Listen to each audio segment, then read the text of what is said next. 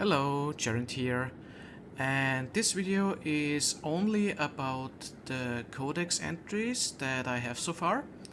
So if you are looking for gameplay, then just skip this video, because this video and other videos concerned with Codex entries will be a separate video just with Codex entries, so the gameplay is not disturbed. Okay. Let's get started. I think I will start with the primary one. Roughly 1,200 years ago, the Turians were invited to join the Citadel Council to fulfill the role of galactic peacekeepers. The Turians have the largest fleet in Citadel space, and they make up the single largest portion of the Council's military forces. As their territory and influence has spread, the Turians have come to rely on the Solarians for military intelligence and the Asari for diplomacy. Despite a somewhat colonial attitude towards the rest of the galaxy, the ruling hierarchy understands they would lose more than they would gain if the other two races were ever removed. Turians come from an autocratic society that values discipline and possesses a strong sense of personal and collective honor. There is lingering animosity between Turians and humans over the First Contact War of 2157, which is known as the Relay 314 incident to the Turians. Officially, however, the two species are allies, and they enjoy civil, if cool, diplomatic relations. Okay, so I guess we still miss two entries here for the Asari and the Solarians. 50,000 years ago, the Protheans were the only spacefaring species in the galaxy. They vanished in a swift galactic extinction. Only the legacy of their empire remains. They are believed to have built the mass relays and the Citadel, which have allowed numerous species to explore and expand throughout the galaxy. Prothean ruins are found on worlds across the galaxy. While surprisingly intact for their age, functioning examples of Prothean paleotechnology are rare. Time and generations of looters have picked their dead cities and derelict stations clean. Some believe the Protheans meddled in the evolution of younger races. The Hanar homeworld of Kajay, for example, shows clear evidence of former Prothean occupation. The presence of a former Prothean observation post on Mars has caused a rebirth of interventionary evolutionists among humans. These individuals believe the god myths of ancient civilizations are misremembered encounters with aliens. Interesting. The Geth are a humanoid race of networked AIs. They were created by the Quarians 300 years ago as tools of labor and war. When the Geth showed signs of self-evolution, the Quarians attempted to exterminate them. The Geth won the resulting war. This example has led to legal, systematic repression of artificial intelligences in galactic society. The Geth possess a unique distributed intelligence. An individual has rudimentary animal instincts, but as their numbers and proximity increase, the apparent intelligence of each individual improves. In groups, they can reason, analyze situations, and use tactics, as well as any organic race.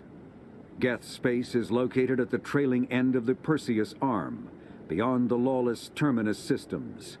The Perseus Veil, an obscuring dark nebula of opaque gas and dust, lies between their space and the Terminus systems.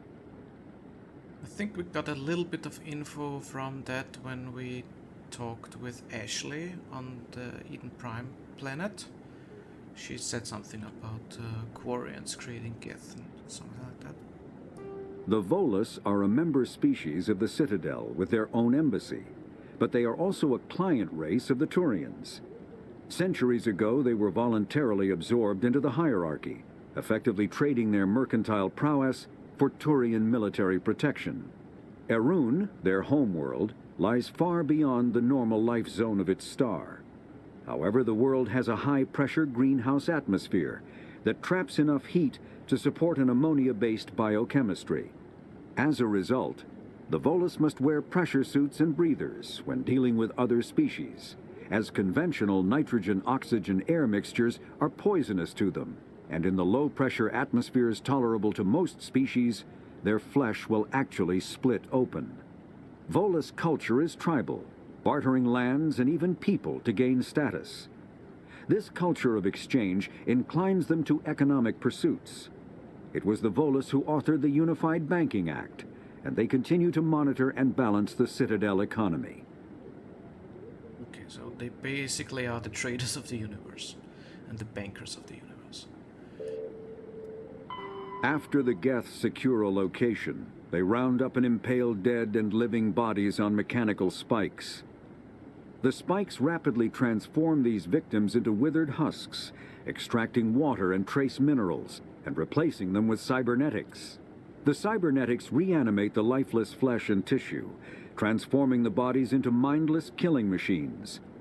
Some Alliance soldiers refer to the husk-generating spikes as dragon's teeth, a reference to the mythological berserkers who sprang up from the earth wherever the teeth of the dragon Eris were planted. Dragon's teeth and husks bear little resemblance to other pieces of Geth technology. No one is sure why a synthetic race would bother to drain the minuscule amount of recoverable resources from organic corpses, though the value of reusing them as shock troops is obvious. I mean, it's so kind of neutral narrative for such a gruesome thing. The Citadel is an ancient deep space station, presumably constructed by the Protheans. Since the Prothean extinction, numerous species have come to call the Citadel home. It serves as the political, cultural, and financial capital of the galactic community. To represent their interests, most species maintain embassies on the Presidium, the Citadel's inner ring. The Citadel Tower in the center of the Presidium holds the Citadel Council chambers. Council affairs often have far-reaching effects on the rest of the galactic community. 5 arms, known as the wards, extend from the Presidium. Their inner surfaces have been built into cities, populated by millions of inhabitants from across the galaxy. The Citadel is virtually indestructible.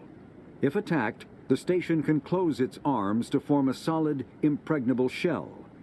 For as long as the station has existed, an enigmatic race called the Keepers has maintained it. Keepers, okay. From what I get is those arms are kind of each city and are called wards, okay. The Citadel the Council is an executive committee composed of representatives from the Asari Republics, the Turian Hierarchy, and the Solarian Union. Though they have no official power over the independent governments of other species, the Council's decisions carry great weight throughout the galaxy. No single Council race is strong enough to defy the other two, and all have a vested interest in compromise and cooperation. Each of the Council species has general characteristics associated with the various aspects of governing the galaxy. The Asari are typically seen as diplomats and mediators. The Solarians gather intelligence and information. The Turians provide the bulk of the military and peacekeeping forces. Any species granted an embassy on the Citadel is considered an associate member, bound by the accords of the Citadel Conventions. Associate members may bring issues to the attention of the Council, though they have no input on the decision. The Human Systems Alliance became an associate member of the Citadel in 2165. Spectres are agents from the Office of Special Tactics and Reconnaissance, and answer only to the Citadel Council. They are elite military operatives, granted the authority to deal with threats to peace and stability in whatever way they deem necessary. They operate independently or in groups of 2 or 3. Some are empathetic peacekeepers, resolving disputes through diplomacy. Others are cold-blooded assassins, ruthlessly dispatching problem individuals. All get the job done one way or another, often operating outside the bounds of galactic law. The Spectres were founded after the Solarians joined the Council. For many years they operated in secrecy as backroom problem solvers. Only after the Krogan rebellions did their activities become publicized. Assignment of a Spectre is less contentious than a military deployment, but makes it clear that the Council is concerned about a situation. The fact that the Codex entries are voiced is really, really awesome, I think. Not for a game that people maybe don't even look into that Codex thing, and to get it voice acted, that's really something. I really like it. Humanity's first contact with an alien race occurred in 2157. At that time, the Alliance allowed survey fleets to activate any dormant mass relays discovered, a practice considered dangerous and irresponsible by Council-aligned races. When a Turian patrol discovered a human fleet attempting to activate a relay, they attacked. One human vessel survived, retreating to the colony of Shanxi. The Turians followed, quickly defeating the local forces. Shanxi was occupied, the first and to date only human world to be conquered by an alien species.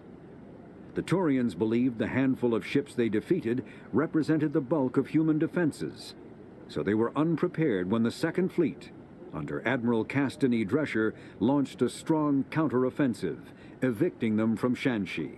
The Turians mobilized for full-scale war, drawing the attention of the rest of the galaxy. The Council quickly intervened, forcing a truce. Fortunately for humanity, the First Contact War was ended with a diplomatic solution. Interesting. The Systems Alliance is an independent supranational government representing the interests of humanity as a whole. The Alliance is responsible for the governance and defense of all extrasolar colonies and stations. The Alliance grew out of the various national space programs as a matter of practicality. Sol's planets had been explored and exploited through piecemeal national efforts. The expense of colonizing entire new solar systems could not be met by any one country. With humans knowing that alien contact was inevitable, there was enough political will to jointly fund an international effort. Still, the Alliance was often disregarded by those on Earth until the First Contact War. While the national governments dithered and bickered over who should lead the effort to liberate Shanxi, the Alliance fleet struck decisively. Post-war public approval gave the Alliance the credibility to establish its own parliament and become the galactic face of humanity. Sounds like Star Trek's Federation, but just a little bit more militaristic. The terminus systems are located on the far side of the Attican Traverse, beyond the space administered by the Citadel Council or claimed by the Human Systems Alliance. It is populated by a loose affiliation of minor species, united only in their refusal to acknowledge the political authority of the Council or adhere to the Citadel Conventions. Their independence comes at a price. The terminus is fraught with conflict. War among the various species is common, as governments and dictators constantly rise and fall. The region is a haven for illegal activities, particularly piracy and the slave trade. At least once a year, a fleet from the terminus invades the nearby Attican Traverse. These attacks are typically small raids against poorly defended colonies. The Council rarely retaliates, as sending patrols into the terminus systems could unify the disparate species against their common foe, triggering a long and costly war. The Mako infantry fighting vehicle was designed for the System Alliance's frigates. Though the interior is cramped, an M35 is small enough to be carried in the cargo bay and easily deployed on virtually any world. With its turreted 155mm mass accelerator and coaxially mounted machine gun, the Mako can provide a fire team with weapon support as well as mobility. Since Alliance Marines may be required to fight on any world, the Mako is environmentally sealed and equipped with microthrusters for use on low-gravity planetoids. The Mako is powered by a sealed hydrogen-oxygen fuel cell and includes a small Element Zero core. While not large enough to nullify the vehicle's mass, the core can reduce it enough to be safely airdropped. When used in conjunction with thrusters, it also allows the Mako to extricate itself from difficult terrain. That's the thing in our ship that we also have. The Mako Biotics is the ability of rare individuals to manipulate dark energy and create mass effect fields through the use of electrical impulses from the brain. Intense training and surgically implanted amplifiers are necessary for a biotic to produce mass effect fields powerful enough for practical use. The relative strength of biotic abilities varies greatly among species and with each individual. There are 3 branches of biotics. Telekinesis uses mass-lowering fields to levitate or impel objects. Mass-raising kinetic fields are used to block or pin objects. Spatial distortion uses rapidly shifting mass fields to shred objects. Most organic species are capable of developing biotic abilities, though there are risks involved. Biotics are the result of an in utero exposure to element 0. This usually causes fatal cancers in the victim, but in rare cases, it coalesces into nodules within the fetus's developing nervous system. It's like the Force in Star Wars. These are not the Geth you're looking for. Okay. A virtual intelligence is an advanced form of user interface software.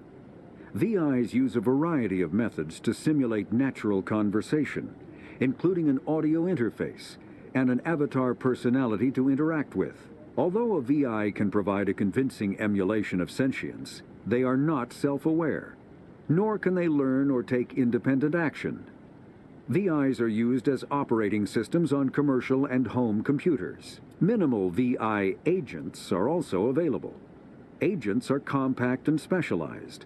Some serve as personal secretaries, filtering calls and scheduling meetings based on user-defined priorities. Others are advanced search engines, propagating themselves across the extranet to collate user-requested data. Commercial VIs in a variety of stock personalities are available at any software retailer. Boutique firms and hobbyists also build unique VIs to personal specification. Although software emulation of living personalities is illegal, reconstructions of famous historical figures are common. Element 0 can increase or decrease the mass of a volume of space-time when subjected to an electrical current. With a positive current, mass is increased. With a negative current, mass is decreased. The stronger the current, the greater the magnitude of the dark energy mass effect. In space, low-mass fields allow FTL travel and inexpensive surface-to-orbit transit. High-mass fields create artificial gravity and push space debris away from vessels. In manufacturing, low-mass fields permit the creation of evenly blended alloys, while high-mass compaction creates dense, sturdy construction materials. The military makes extensive use of mobility-enhancing technologies, with mass effect utilizing fighting vehicles standard frontline issue in most military forces.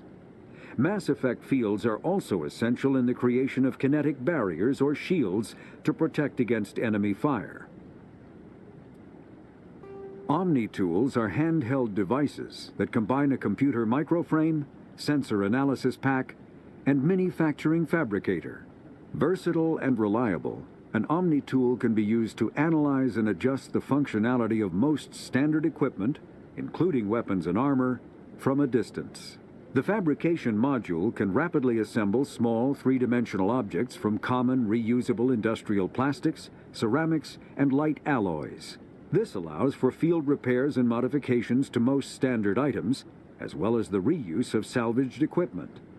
Omni-tools are standard issue for soldiers and first-in colonists. That's basically what we are using when we hack stuff, I guess. Alright, primary codex entries so far are done that we have. Combat hard suits use a dual-layer system to protect the wearer. The inner layer consists of fabric armor with kinetic padding. Areas that don't need to be flexible, such as the chest or shins, are reinforced with sheets of lightweight ablative ceramic. The outer layer consists of automatically generated kinetic barriers. Objects traveling above a certain speed will trigger the barrier's reflex system and be deflected, provided there is enough energy left in the shield's power cell.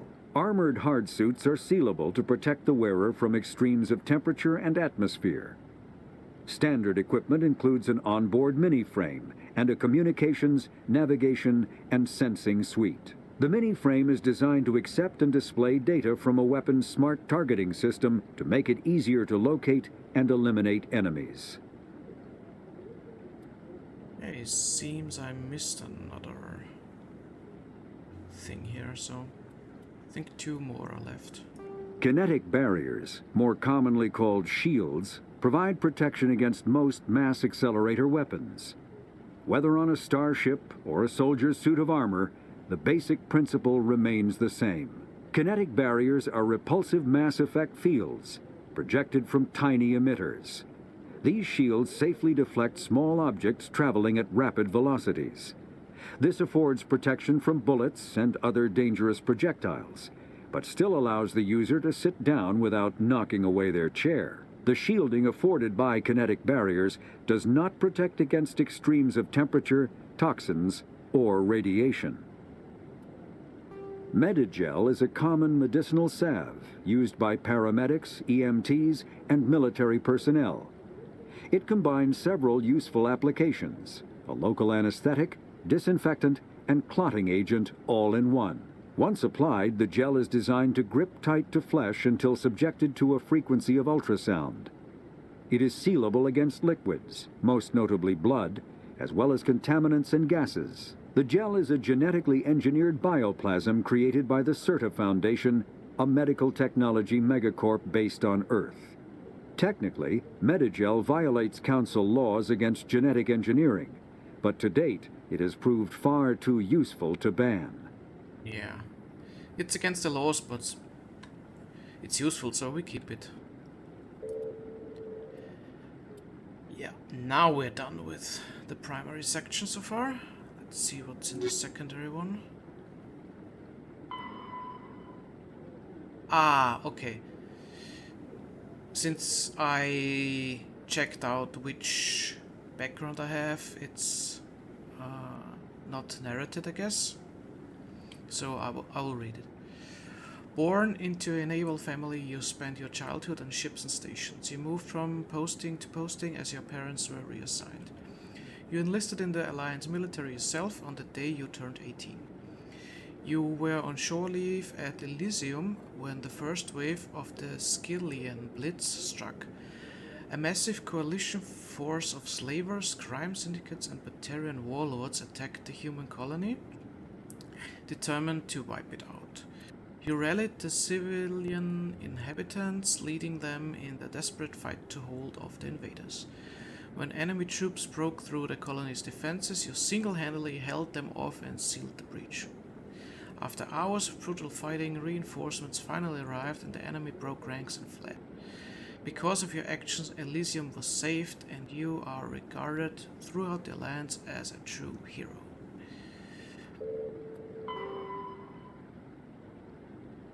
Okay, that's just the general information about the Citadel.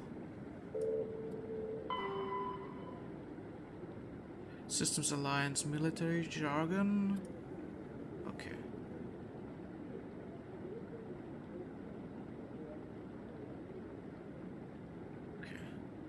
Just general information.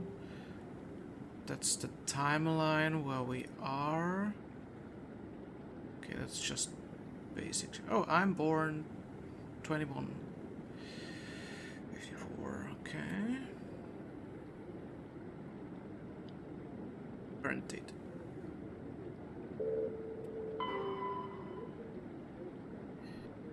Light tech prevents sensing in real time at great distances. Ship firing its thrusters at the Charon relay can be easily detected from Earth, 5.75 light hours, 6 billion kilometers away, but Earth will only see the event 5 hours and 45 minutes after it occurs. Due to the light speed limit, defenders can't see enemies coming until they have already arrived. Because there's FTL travel and communications, but no FTL sensors, frigates are crucial for scouting and picket duties. Passive sensors are used for long-range detection, while active sensors obtain short-range, high-quality targeting data. Passive sensors include visual, thermographic, and radio detectors that watch and listen for objects in space. A powered chip emits a great deal of energy, the heat of the life support systems, the radiation given off by power plants and electrical equipment, the exhaust of the thrusters. Starships stand out plainly against the near absolute zero background of space. Passive sensors can be used during FTL travel, but incoming data is significantly distorted by the effects of the mass effect, envelope, and Doppler shift. Active sensors are radars and high-resolution LiDARs, laser detection and ranging, that emits a ping of energy and listen for return signals. LiDARs have a narrower field of view than radar, but LiDAR resolution allows images of detected objects to be assembled. Active sensors are useless when a ship is moving at FTL speed. So FTL is that, I guess, faster than light.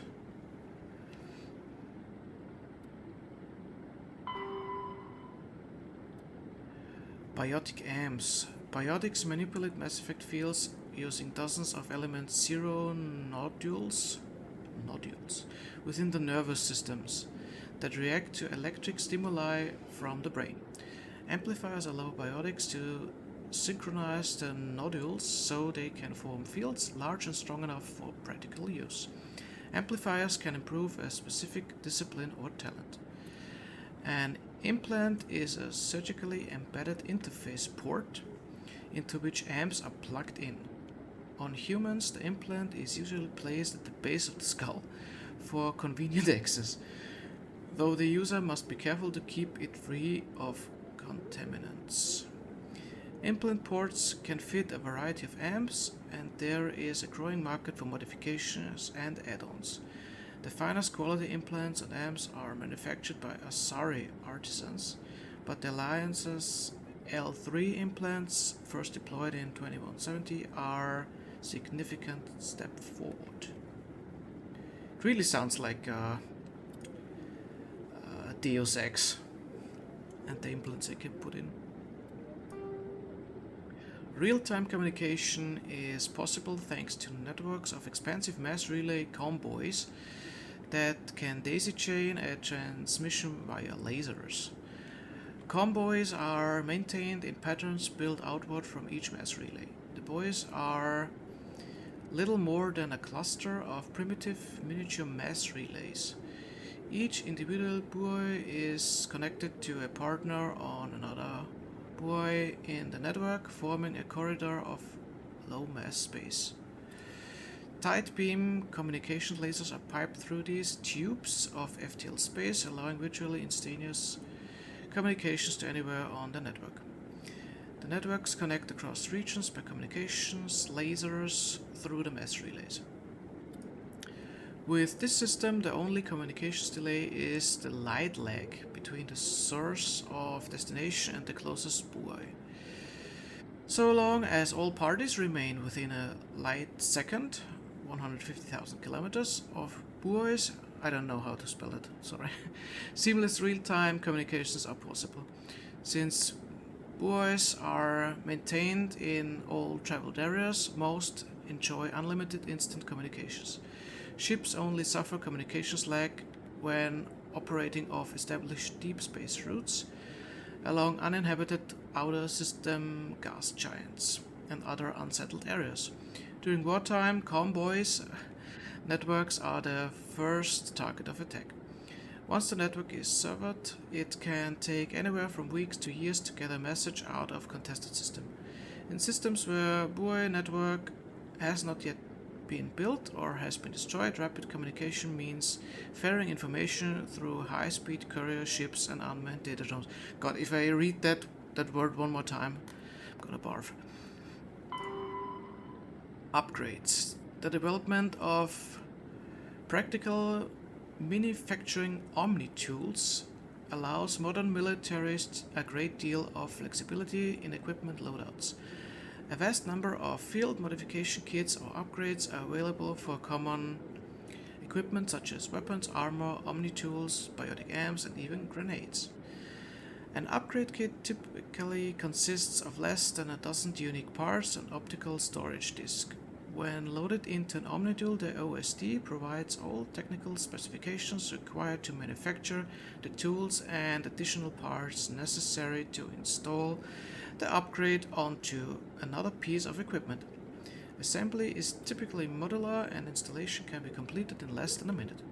Since omni-tools are designed to use common battlefield salvage materials such as plastics, ceramics, and light metals, rendered into semi-molten omni-gel for quick use, it is quite possible for a trained soldier carrying upgrade kits to customize gear on the battlefield to fit the current tactical situation. And with that, the first Codex video is concluded. I think I will do another one once I'm in the middle of the game, kind of, so there is more information available, and maybe if I guess that we are getting to the end of the game, I will do another one, maybe. So I expect to make about 2 or 3 more of those videos for the Codex. Alright, thanks for watching and listening, and see you for the next one. Laters, bye bye.